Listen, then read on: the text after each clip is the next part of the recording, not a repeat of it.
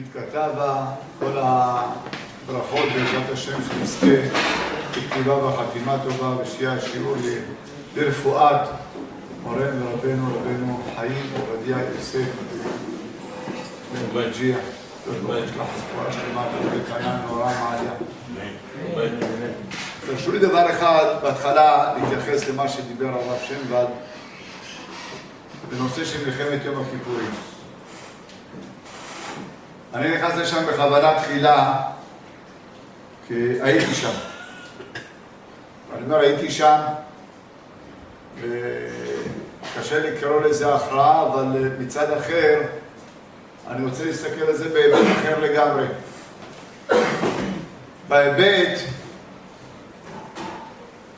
ש40 שנה עקוד בדור ואומר עם טועה לבב ואם, והם לא יודעים דרכיי. וכאשר מסתכלים 40 שנה אחורה, זה נותן הסתכלות אחרת, התבוננות אחרת. ובהתבוננות הזאת בעצם אני בא לומר משפט אחד. רבותינו אמרו, אין אדם עומד על דעת רבותיו אלא לאחר 40 שנה. כמובן יש כאלה שאומרים אחרי גיל 40, יש כאלה שאומרים אחרי 40 שנה מאותו אירוע.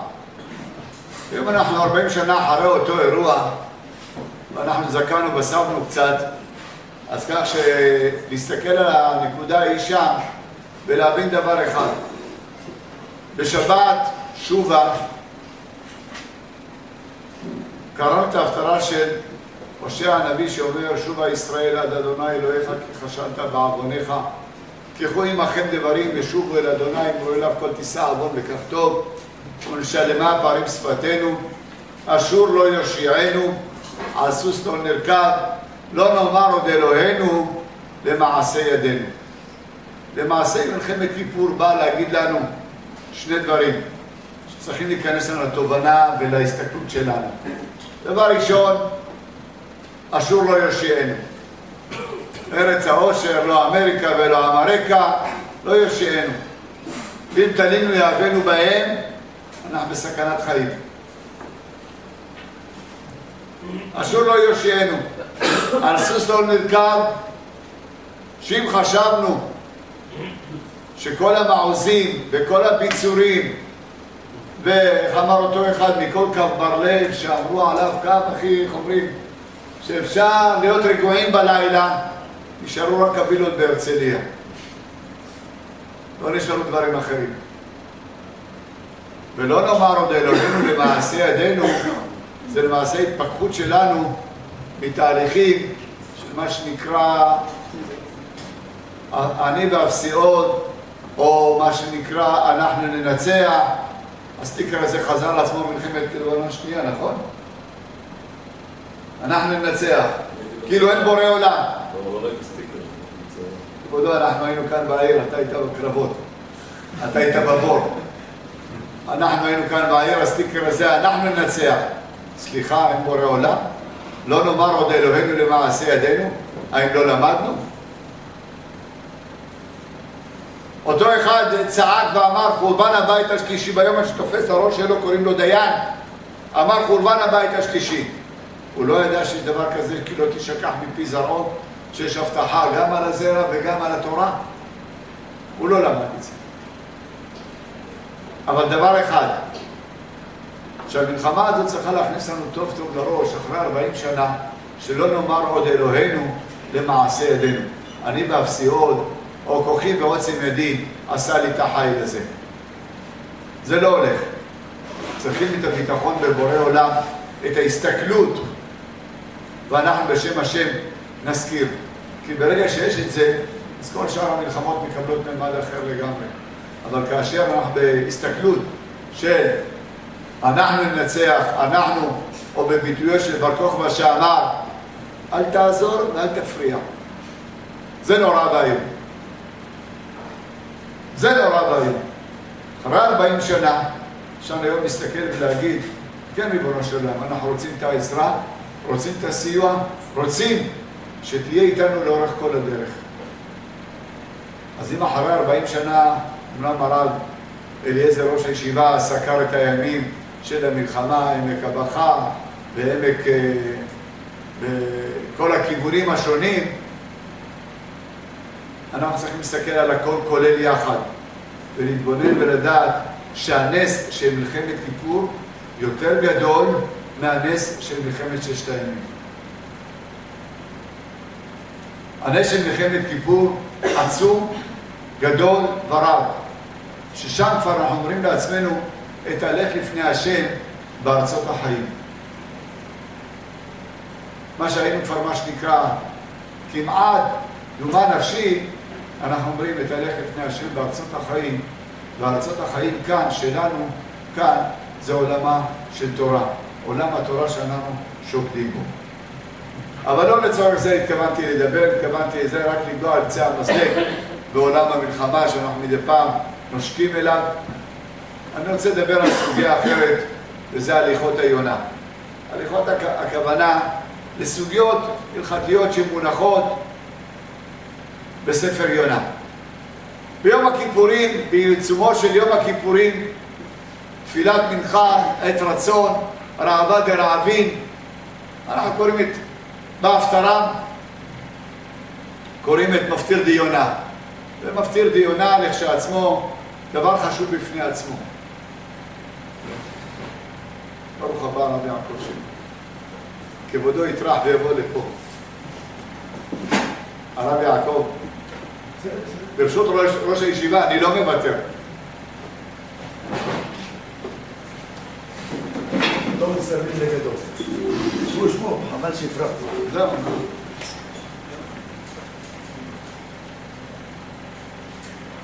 במפטיר דיונה אנחנו מסתכלים על כמה היבטים שאנחנו רוצים להבין נקודות הלכתיות שקיימות שם.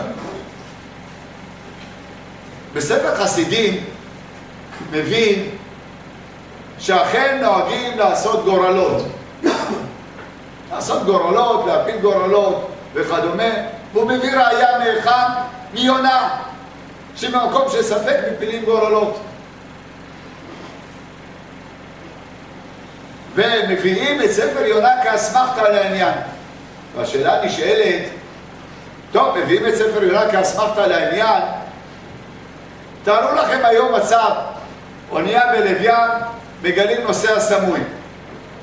האם מותר להם לקחת את הנושא הסמוי ולזרוק בים? איך הם עושים את זה כאן ליונה? לוקחים נושא לא סמוי שסוחר את כל האונייה וזורקים אותו לים.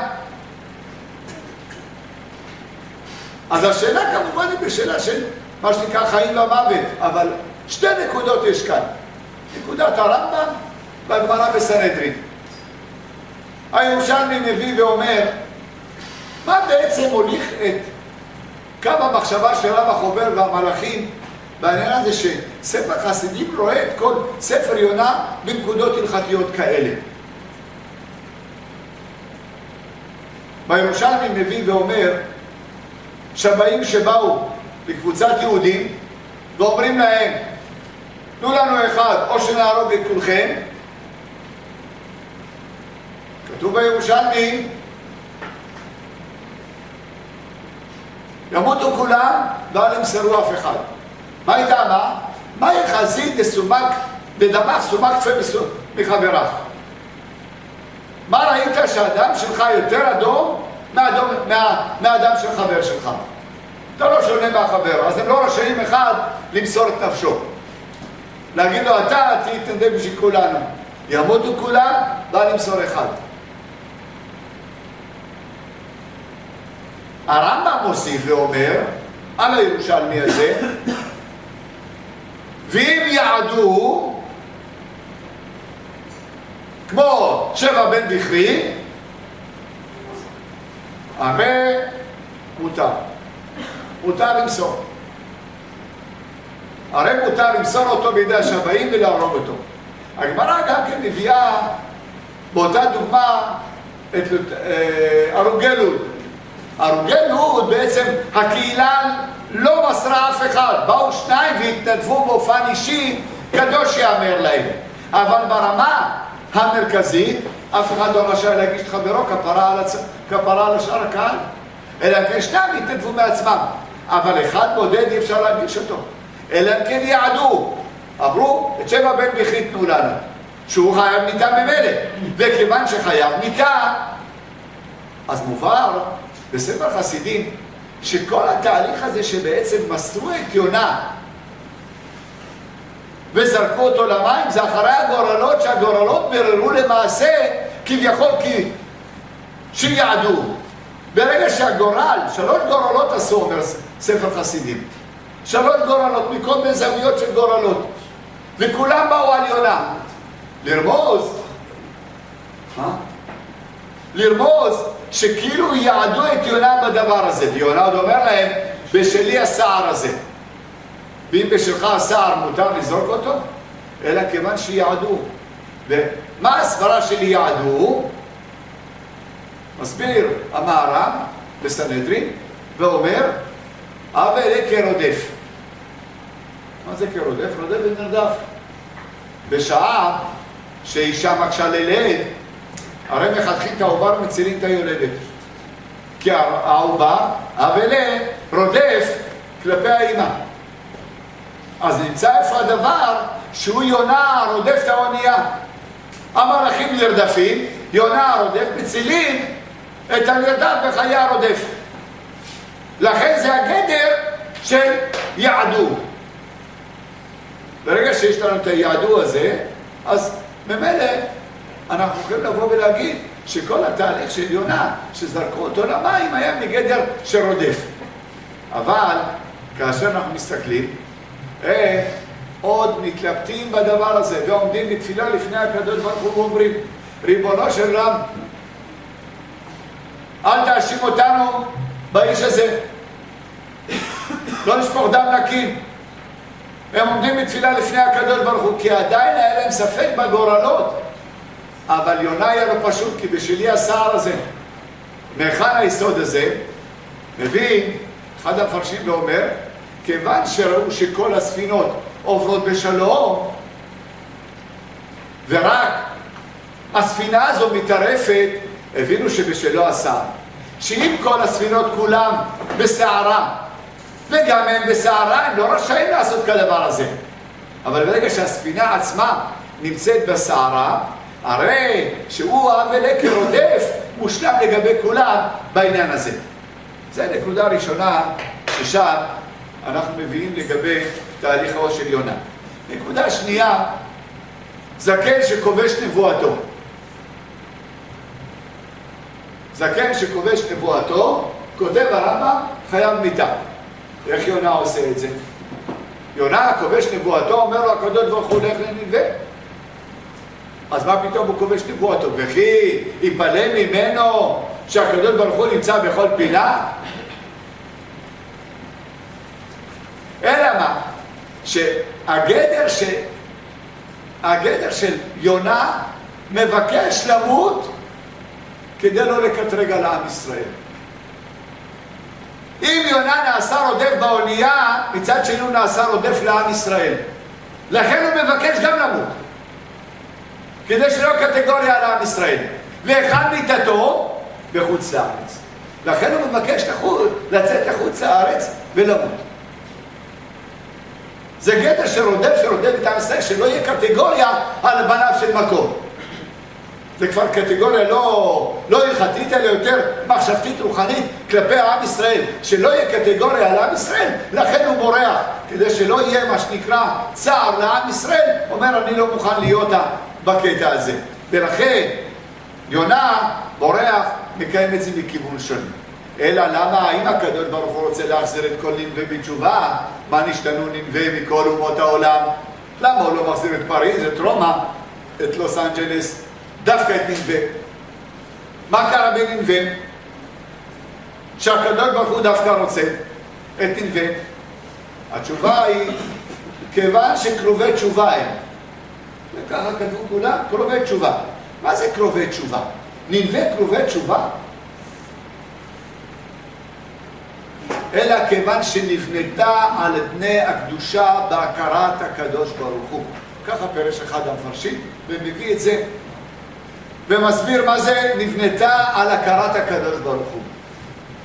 יש פסוק בספר בראשית, בפרשת נוח, מן הארץ ההיא יצא אשור ויבן את ננבה. ננבה שאנחנו מכירים, שיונה יוצא וצועק, יצא אשור מהיכן? ממגדל בבל, מן הארץ ההיא. אשור היה איתם, וראה שהם מורדים במקום יתברך, אמר לו רוצה שחלקי יהיה עמהם, ויצא ובנה עיר, שכל העיר הזו כולה לשמו של הקדוש ברוך הוא, אבל עיר אחת סגורה שבנה. אבל מאותה הארץ, מאותו מגדל יצא עוד אחד, קוראים לו אברהם אבינו. אברהם אבינו יצא גם כן מהמגדל הזה, גם חלקו היה מבוני המגדל ופרש מהם. אלא אברהם אבינו לא נשאר בדלת אמותיו. אברהם אבינו שינה את המסלול שלו. אברהם אבינו נתן אור גדול לכל העולם כולו.